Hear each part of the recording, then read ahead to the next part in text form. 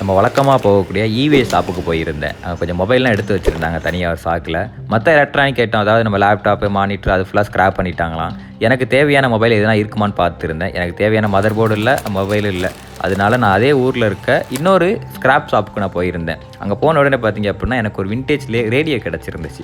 பார்க்க சூப்பராக இருந்துச்சு. இது என்னென்னா நம்ம டேப் ரெக்கார்டும் போட்டுக்கிடலாம், எஃப்எம் யூஸ் பண்ணிக்கிடலாம், ஏசிலையும் ரன் ஆகும், டிசிலையும் ரன் ஆகும். அப்புறம் ஒரு பிரிண்டரை ஸ்க்ராப் பண்ணி வச்சுருந்தாங்க. அது கொஞ்சம் தள்ளி பார்த்துருந்தா மழை மாதிரி டிவியை குமிச்சு வச்சுருந்தாங்க. நான் இப்போ டிவி எடுக்கிற ஐடியாவில் இல்லை. என்ன அப்படின்னா மழையில் ஃபுல்லாக நனைஞ்சிருந்ததுனால அங்கேயே வச்சுட்டு சிடி ரீடர்லாம் தனியாக ஒரு சாக்கில் போட்டு வச்சுருந்தாங்க. அதுக்கப்புறம் நம்ம கடையில் யூஸ் பண்ணிக்கிட்டு இருக்க ப்ளோயர் ஒன்று பார்த்துருந்தேன். அது கண்டிஷன் மோசமாக இருந்தாலும் அங்கேயே வச்சுட்டு ஒரு PS1 மாடல், அதாவது சைனா மாடல் ஒன்று பார்த்துருந்தேன். அதுவும் தேவைப்படலை.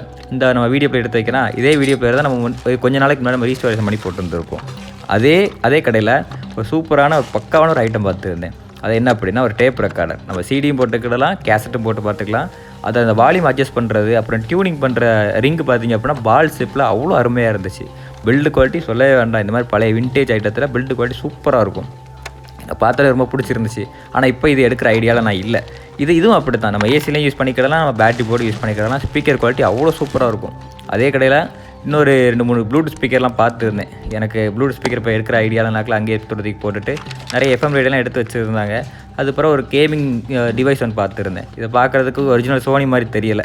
ஒரிஜினல் சோனி பிஎஸ்பியை நம்ம தொட்டு பார்க்கும்போதே தெரியும். அதோட டிஸ்பிளே ஆகட்டும், வெயிட் ஆகட்டும், பில்டு குவாலிட்டி ஆகட்டும், அதெல்லாம் பார்த்தாலே தெரியும். இதை நான் பார்த்துருந்தேன். அந்த சோனிக்கு இதுக்கு சம்மந்தமே இல்லை. அதனால் அங்கேயே போட்டுட்டு ஒரு சாக்கு நிறைய மொபைல்லாம் ஸ்க்ராப் பண்ணி வச்சுருந்தாங்க. அதெல்லாம் பார்த்துருந்தேன். அதுக்கப்புறம் டெலிஃபோனுக்குள்ளே மைக் மட்டும் இருந்துச்சு. அதெல்லாம் பார்த்துட்டு நிறைய ரேடியோ இருந்துச்சு. அதெல்லாம் ஓனாக செக் பண்ணிக்கிட்டு இருந்தேன். அதுக்கப்புறம் சாக்கு நிறைய சார்ஜர் போட்டு வச்சுருந்தாங்க. Laptop charger, mobile charger, set top box charger சொல்லிட்டு நிறைய சார்ஜர் இருந்துச்சு. அதுக்கப்புறம் ஏசர் பிராண்டோட ஒரு மானிட்டர் எடுத்துருக்கேன். மானிட்டர் சூப்பராக, டிஸ்பிளே சூப்பராக இருந்துச்சு. என்ன பிரச்சனை அப்படின்னா அதில் இருக்க போலரைசிங் ஸ்டிக்கர் மட்டும் கொஞ்சம் போயிருந்துச்சு. அந்த போலரைசிங் ஸ்டிக்கர் மட்டும் மாற்றினா இந்த மானிட்டருங்கிறது டெஃபினட்டாக ஒர்க் ஆகும். அப்புறம் ஒரு வெயிட் மிஷின் பார்த்துருந்தேன். அது ஸ்க்ராப் கண்டிஷனில் இருந்துச்சு. அதுக்கப்புறம் விண்டேஜில் இருந்து யூஸ் பண்ண நம்ம டெலிஃபோன்லாம் இருந்துச்சு. அதெல்லாம் கொஞ்சம் பார்த்துட்டு இன்னொரு சாக்கில் டேபு ஃபுல்லாக ஸ்க்ராப் பண்ணி வச்சுருந்தாங்க. அதில் நான் ஒரே ஒரு இந்த ஐபேடுக்குள்ளே ஃபஸ்ட் ஜென்ரேஷனுக்குள்ளே இது மட்டும் எடுத்து பார்த்துக்கிட்டு இருந்தேன். அது அங்கேயே போட்டுட்டு ஹாட் வீல்ஸோட கார் வச்சு பார்த்துருந்தேன். இது வந்து ஒரிஜினல் ஹாட் வீல்ஸோட தான். ஆனால் இது என்ன அப்படின்னா ஸ்க்ராப் பண்ணி மேலே இருக்க அந்த டாப் பேனல் வந்து இல்லை. நான் செக் பண்ணி பார்த்துருந்தேன். அங்கேயே வச்சுட்டு அதுக்கப்புறம் இன்னொரு tape record, portable tape record நான் பார்த்துருந்தேன். இதோட பில்டு குவாலிட்டி சூப்பராக. இந்த மாதிரி விண்டேஜ் ஐட்டம் ஃபுல்லாகவே நம்ம கண்ணுக்கு பட்ட உடனே அவ்வளோ ஒரு ஆனந்தமாக இருக்கும். அப்புறம் 2-3 லேப்டாப் பார்த்துருந்தேன். ஃபஸ்ட்டு பார்த்திங்க அப்படின்னா அசூஸ் ஒன்று எடுத்து கொடுத்துருந்தாங்க. அது நீட்டாக தான் இருந்துச்சு. ஆனால் டிஸ்பிளேயில் ஒரு டாட்டு கிடந்துச்சு. அதனால் அங்கேயே வச்சுட்டு இன்னொரு கவர்மெண்ட் லேப்டாப் ஒன்று எடுத்து கொடுத்துருந்தாங்க. அதே நான் செக் பண்ணியிருந்தேன். அதில் டிஸ்பிளே நல்லா இருந்துச்சு. ஆனால் மதர் போர்டு என்ன கண்டிஷன் இருக்குன்னு தெரியல, பேட்டரி என்ன கண்டிஷனில் இருக்குன்னு தெரியல. இதை எடுத்துக்கலான்னு சொல்லிட்டு நான் முடிவு பண்ணேன். ரேட் எவ்வளோ கேட்டேன், 800 சொல்லியிருந்தாங்க. அதை நான் வாங்கிக்கிறேன். என்ன கண்டிஷனே தெரியாமல் எதுக்கு 800 கொடுத்து நீ அதை வாங்கணும்னு நினைக்கலாம்.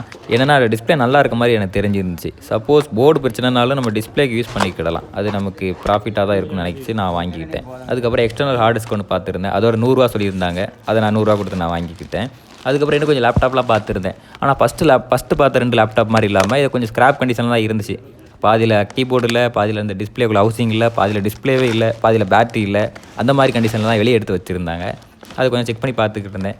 எனக்கு எதுவும் தேராதனால அங்கேயே நான் வச்சுட்டு வந்துட்டேன். சப்போஸ் நம்மகிட்ட இதே லேப்டாப் இருக்குது, அதில் ஸ்பேர்ஸ் ஏதாவது தேவைப்படுச்சு அப்படின்னா இந்த மாதிரி லேப்டாப்லேருந்து நம்ம எடுத்துக்கிடலாம். இந்த லேப்டாப்புங்கிறது ரேட் ரொம்ப கம்மியாக தான் இருக்கும். இதெல்லாம் கிலோ கணக்கில் தான் கொடுப்பாங்கன்னு நினைக்கிறேன். ஏன்னா இதெல்லாம் ஸ்க்ராப் கண்டிஷன் உள்ளது. ஃபஸ்ட்டு பார்த்த 2 லேப்டாப்புங்க தனி ரூமுக்குள்ளே வச்சுருந்தாங்க.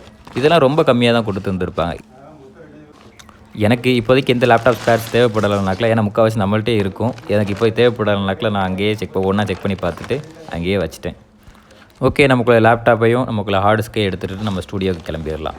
Hello guys, welcome back to another வீடியோ. நம்ம எப்பவும் பதிவாக போகிற ஸ்கிராப் ஷாப்பில் இருந்து ஒரு லேப்டாப்பும் ஒரு எக்ஸ்டர்னல் ஹார்ட் டிஸ்க் எடுத்துகிட்டு வந்திருக்கோம். இன்றைக்கான வீடியோவில் என்ன பண்ண போகிறோம் அப்படின்னா, நம்ம எடுத்துகிட்டு வந்த இந்த லேப்டாப்பை கலட்டி இது உள்ள என்னென்ன இருக்குது அப்படிங்கிறதையும், இந்த லேப்டாப்பில் என்ன பிரச்சனை இருக்குது அப்படிங்கிறதையும், அந்த பிரச்சனையை சால்வ் பண்ணி நம்ம எடுத்துகிட்டு வந்த இந்த லேப்டாப்புக்கு ஒரு மறுவாழ்வு கொடுக்க முடியுமா அப்படிங்கிறதையும் இந்த வீடியோவில் பார்க்கலாம்.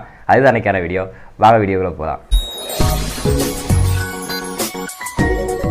ஃபர்ஸ்ட் இந்த லேப்டாப்பை கலட்டுறதுக்கு இந்த பாட்டம் இருக்க எல்லா ஸ்க்ரூவையும் நம்ம அன்ஸ்க்ரூ பண்ணிக்கிடலாம். அன்ஸ்க்ரூ பண்ணதுக்கு முன்னால் இதோட கண்டிஷன் இப்போ ஓரளவுக்கு கொஞ்சம் பார்த்துக்கணும். பிரியா, இதோட இந்த ஓனரோட பேர் பிரியான்னு நினைக்கிறேன். பேனல்லாம் ஓரளவுக்கு நல்லா இருக்குது. எல்லா கீஸுமே இருக்குது, பேட்ரி இருக்குது. கொஞ்சம் அதுலேருந்து கொஞ்சம் எறும்புலாம் வெளியே வர மாதிரி தெரியுது. ஓகே, நம்ம அப்புறம் க்ளீன் பண்ணிக்கிடலாம். இப்போ நம்ம ஸ்க்ரூலாம் கழட்டிட்டு உள்ளே என்ன கண்டிஷன் இருக்குன்னு நம்ம செக் பண்ணிக்கிடுவோம். நம்ம ஸ்க்ரூவெலாம் கழட்டிக்கிடுவோம். இதில் ரெண்டுலேயும் பார்த்தீங்கன்னா 2 ஸ்க்ரூ இருக்கும். ஸ்க்ரூ இல்லை, நம்ம அப்புறமா வேறு ஸ்பேர்லேருந்து நம்ம எடுத்து போட்டுக்கிடலாம். உள்ள ரேம் இல்லை, ஸ்க்ரூவை கழட்டினதே ரேம் கார்டு தான் கழட்டிக்காங்கன்னு நினைக்கிறேன். இது வந்து ஹார்ட் டிஸ்கில் உள்ள ஸ்க்ரூ இது.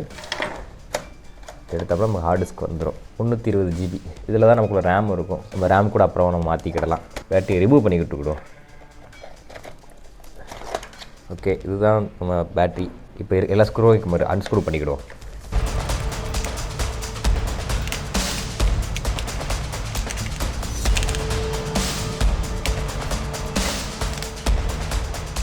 இதுதான் நமக்குள்ள சிடி டிரைவுக்குள்ளே ஸ்க்ரூ. இதை அன்ஸ்க்ரூ பண்ணிவிட்டு பிடிச்சி இழுத்தோம் அப்படின்னா நமக்குள்ள சிடி டிரைவுன்னு வந்துடும். இது வந்து டம்மி. நம்ம சப்போஸ் நம்ம சிடி டிரைவ் வேணும் அப்படின்னா நம்ம மாட்டிக்கிடலாம். இதில் மொத்தம் 3 ஸ்க்ரூ இருக்கும். ஆனால் 2 ஸ்க்ரூ தான் இருக்குது. ஒரு ஸ்க்ரூவை மாட்டாமல் விட்டுருக்காங்க போடுறது.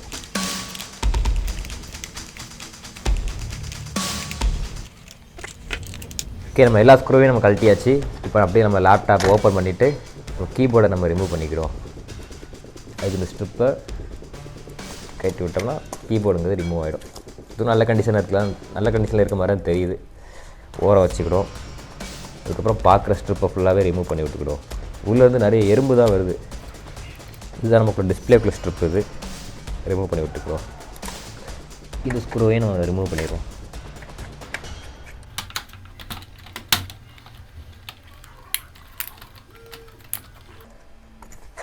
ஓகே, நம்ம டாப் பேனலை ஓப்பன் பண்ணியாச்சு.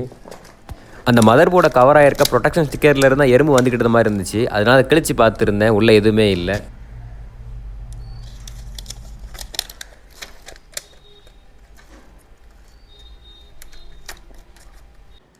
இந்த ஸ்ட்ரிப்பை நம்ம ரிமூவ் பண்ணிவிட்டு மதர் போர்டோட கண்டிஷன் எப்படி இருக்குன்னு பார்ப்போம். ஏதாவது வாட்டர் சயின்ஸ் எதாவது இருக்கான்னு பார்ப்போம். மதர் போர்டு ஓரளவுக்கு ஃப்ரெஷ்ஷாக தான் இருக்குது. என்ன கொஞ்சம் டஸ்ட் இருக்குது. அதெல்லாம் நம்ம க்ளீன் பண்ணிக்கிடலாம். இப்போ ஒரு சின்ன வேலை இருக்குது. இந்த லேப்டாப், இந்த மாடல் லேப்டாப் மட்டும் ஒரு கம்ப்ளைண்ட் மட்டும் அடிக்கடி வரும். அந்த கம்ப்ளைண்ட் இருக்கான்னு ஃபஸ்ட் நம்ம செக் பண்ணிக்கிறோம். என்ன அப்படின்னா, நம்ம சார்ஜ் போட்டால் டிப்புன்னு ஒரு சவுண்டு கேட்கும். அது மூலிமா சார்ஜிங் செக்ஷன் வந்து ஷார்ட் ஆகிருக்குன்னு அர்த்தம். இந்த மாடலில் அதிகமாக ப்ராப்ளம் வரக்கூடிய சார்ஜிங் செக்ஷன் தான் ப்ராப்ளமாக வரும். இதுக்கு நம்ம சார்ஜரை கனெக்ட் பண்ணும்போதே உள்ள டிப்புன்னு ஒரு சவுண்டு கேட்கும். அதாவது ஷார்ட் ஆகிற மாதிரி சவுண்டு கேட்கும். இப்போ நம்ம என்ன பண்ண போகிறோம் அப்படின்னா, அந்த சார்ஜிங் போர்ட்லேருந்து வரக்கூடிய ஒயரை நம்ம கலட்டிட்டு மல்டிமீட்டரை செக் பண்ண போகிறோம். செக் பண்ணி பார்த்துருந்ததில் 19 வோல்ட் ஜென்ரேட் ஆச்சு. அப்போ அந்த சார்ஜிங் போர்ட்டுங்கிறது நல்லா இருக்குது. அதோட ஒயருங்கிறது நல்லா தான் இருக்குது. அப்போ சார்ஜிங் செக்ஷன் தான் ப்ராப்ளம் அப்படிங்கிறத நம்ம கண்டுபிடிச்சிட்டோம். நமக்குள்ள சார்ஜிங் செக்ஷனில் ஸ்பெசிஃபிக்காக எந்த காம்பவுண்டு போயிருக்கு அப்படிங்கிறத பார்க்கறதுக்காக மதர் போர்டை வெளியே எடுத்துட்டு சார்ஜிங் அந்த போர்ட்டை கனெக்ட் பண்ணுற இடத்த சுற்றி நிறைய காம்பவுண்ட்ஸ் இருக்கும். அதாவது ஃபியூஸு, டயோடு, அதுக்கப்புறம் மாஸ்பெக்ட்டு, பக்கத்தில் ஒரு கெப்பாசிட்டர்லாம் இருக்கும். அதெல்லாம் கண்டினியூட்டி மோடில் போட்டுட்டு ஒவ்வொன்றா நான் செக் பண்ண ஆரம்பிச்சிட்டேன். செக் பண்ணி பார்த்துருந்ததில் எல்லாமே ஷார்ட்டில் தான் இருக்குது. அதாவது ஃபுல் ஷார்ட்டில் இருக்குது. இதில் வந்து ஏதோ ஒரு பர்டிகுலர் பார்ட்டுங்கிறது ஷார்ட் இருக்குன்னு அர்த்தம். நான் அந்த மாஸ்பெக்ட்டை தான் முதல்ல சந்தேகப்பட்டிருந்தேன். ஏன்னா பெரும்பாலும் அது அந்த 2 மாஸ்பெக்ட் இருக்குது பார்த்தீங்களா, பெரும்பாலும் 2ல் ஏதாவது ஒன்று போயிருக்கும். இல்லை 2 போயிருந்துருக்கும். நம்ம இந்த மதர் போர்டை நம்ம கடையை கொண்டு போயிட்டு ஒவ்வொரு காம்பவுண்டாக நம்ம ரிமூவ் பண்ணி பார்ப்போம். ரிமூவ் பண்ணிவிட்டு ஷார்ட் இருக்கான்னு செக் பண்ணி பார்ப்போம். ஏதாவது ஒரு காம்பவுண்டை ரிமூவ் பண்ணும்போது ஷார்ட்டுங்கிறது ரிமூவ் ஆயிருந்திருக்கும். அப்போ நம்ம மாற்றக்கூடிய காம்பவுண்ட் வந்து அந்த காம்பவுண்டாக தான் இருக்கும். நான் நம்ம சார்ஜிங் கனெக்டரை அதோட பொசிஷனில் மாட்டும் போது ஸ்பார்க்குங்கிறது வரும். அதாவது ஷார்ட் ஆகுதுன்னு அர்த்தம். இப்படி யாரும் ட்ரை பண்ணி பார்க்க வேண்டாம். நான் வீடியோக்காக தான் பண்ணுறேன். இது இப்படி நம்ம தொடர்ந்து பண்ணிகிட்டே இருந்தோம் அப்படின்னா ஒவ்வொரு காம்பவுண்டாக வரிசைக்கு அடிச்சுட்டு போகிறதுக்கு வாய்ப்பு இருக்குது. ஷார்ட்னா வேறு ஒன்றும் இல்லை, ப்ளஸ்ஸும் மைனஸும் ஜாயிண்ட் ஆகுதுன்னு அர்த்தம். அதனால தான் அந்த ஸ்பார்க்கும் சவுண்டு ப்ரொடியூஸ் ஆகுது. நம்ம எடுத்துகிட்டு வந்த லேப்டாப்பில் சார்ஜிங் செக்ஷனுங்கிறது ஃபுல் ஷார்ட்டில் இருக்குது. அதை நம்ம கடை கொண்டு போயிட்டு ஷார்ட்டாக இருக்க அந்த காம்பவுண்ட்ஸை மாற்றிட்டு ஷார்ட்டை ரிமூவ் பண்ண முடியுதான்னு பார்த்துக்கிடுவோம். நம்ம லேப்டாப் மதர் போர்டை நம்ம கடைக்கு எடுத்துகிட்டு வந்துட்டு டிசி பவர் சப்ளையில் 20 வோல்ட் செட் பண்ணிவிட்டு நம்ம சார்ஜிங் போர்ட்டில் நான் வோல்டேஜ் கொடுத்து பார்த்துருந்தேன். ஷார்ட்டுங்கிறது ஹெவியாக இருந்துச்சு. அப்போ அது ஃபுல் ஷார்ட் நம்ம கன்ஃபார்ம் பண்ணிக்கிடலாம்.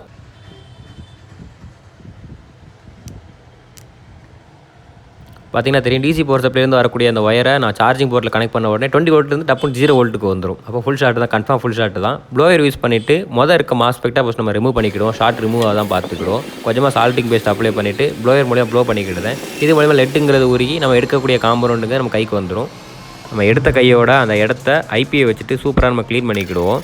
நம்ம க்ளீன் பண்ணிவிட்டு மல்டிமீட்டரை வச்சுட்டு நம்ம ஷார்ட் ரிமூவ் ஆகிடுச்சான்னு செக் பண்ணி பார்த்துக்கிடுவோம். நான் செக் பண்ணி பார்த்துருந்தால ஷார்ட்டுங்கிறது ரிமூவ் ஆயிடுச்சு. அப்போ அந்த மாஸ்பெக்ட் தான் பிரச்சனை அப்படிங்கிறத நம்ம கண்டுபிடிச்சிட்டோம். இதே மாதிரி புதுசும் போட்டுக்கிடலாம். இல்லை அப்படின்னா இதே மாதிரி ஸ்க்ராப் போர்டு இருக்குது அப்படின்னா அதில் இருந்து கூட எடுத்து வச்சுக்கிடலாம். அது இந்த காம்பவுண்ட் வந்து நல்லாயிருக்கும் பட்சத்தில்.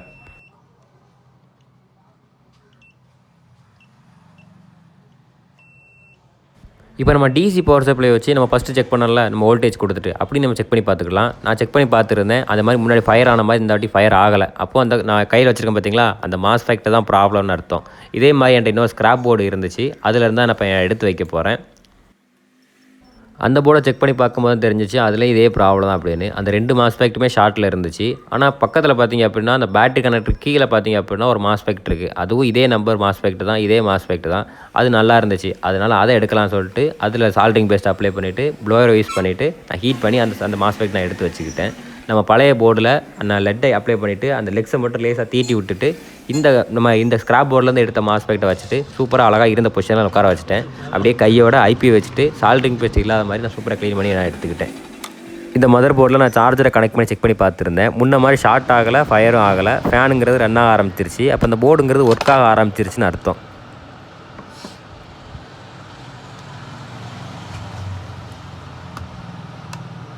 ஓகே, நமக்குள்ள மதர் போர்டை நம்ம ஸ்டூடியோக்கு எடுத்துகிட்டு வந்தாச்சு. இப்போ நம்ம டிஸ்பிளேல போட்டு இது நம்ம ஒர்க் ஆகுதான்னு செக் பண்ணிக்கிடுவோம். அதுக்கு முன்னால் நம்ம பாட்டம் பேனலையும் டிஸ்பிளேவையும் நம்ம ஐபி வச்சு நம்ம சூப்பராக க்ளீன் பண்ணிக்கிடுவோம்.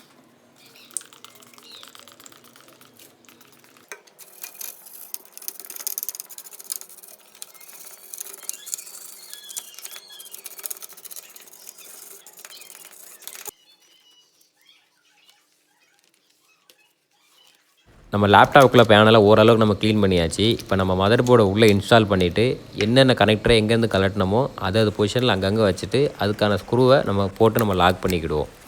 நம்ம கலட்டின ரிப்பன் கேபிள், அதாவது என்ன அப்படின்னா யூஎஸ்பிக்குள்ளது, மவுஸுக்குள்ளது, டிஸ்பிளேக்குள்ளது, அந்த ரிப்பன் கேபிளை ஃபுல்லாகவே அதோட கனெக்டரில் வச்சுட்டு நம்ம லாக் பண்ணிக்கிடுவோம்.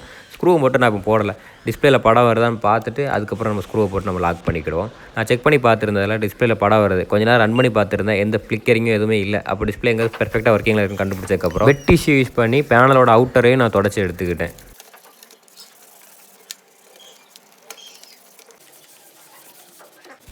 ஓகே, நம்ம லேப்டாப் ஓரளவு தொடச்சி எடுத்தாச்சு. இப்போ கீபோர்டுக்கு அடியிலேருந்து ஸ்க்ரூவை கலட்டினா தெரியுமா, அந்த ஸ்க்ரூவை போட்டுட்டு நம்ம டைட் பண்ணிவிட்டு கீபோர்டை அதோட கனெக்டரில் மாட்டி விட்டுட்டு நான் உட்கார வச்சுட்டேன். இப்போ அப்படியே லேப்டாப் பின்னாடி திருப்பிட்டு நம்ம இதுலேருந்து கலட்டின ஹார்ட் டிஸ்க்கை நம்ம இன்ஸ்டால் பண்ணிக்கிடுவோம். நான் ரேமுங்கிறது புதுசு போட்டிருக்கேன், இன்னும் என்கிட்ட ஒரு ஸ்பேர் இருந்துச்சு, அதை நான் ரேம் போட்டிருக்கேன். நமக்குள்ள சிடி டம்மியை தொடச்சி எடுத்துட்டு அதோட பொசிஷனில் வச்சுட்டு அதுக்குள்ளே ஸ்க்ரூவையும் போட்டு எடுத்துக்கிடுவோம்.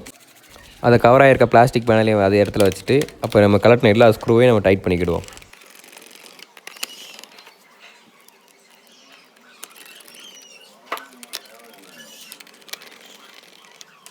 ஓகே, நம்ம ஒர்க்லாம் முடிஞ்சிருச்சு. இப்போ பேட்டரியை போட்டுட்டு நம்ம சார்ஜரை கனெக்ட் பண்ணிவிட்டு கொஞ்ச நேரம் சார்ஜை போட்டுட்டு ஆன் பண்ணி பார்ப்போம். நான் ஆன் பண்ணி பார்த்துருந்தேன், லேப்டாப்புங்கிறது ஆன் ஆயிடுச்சு.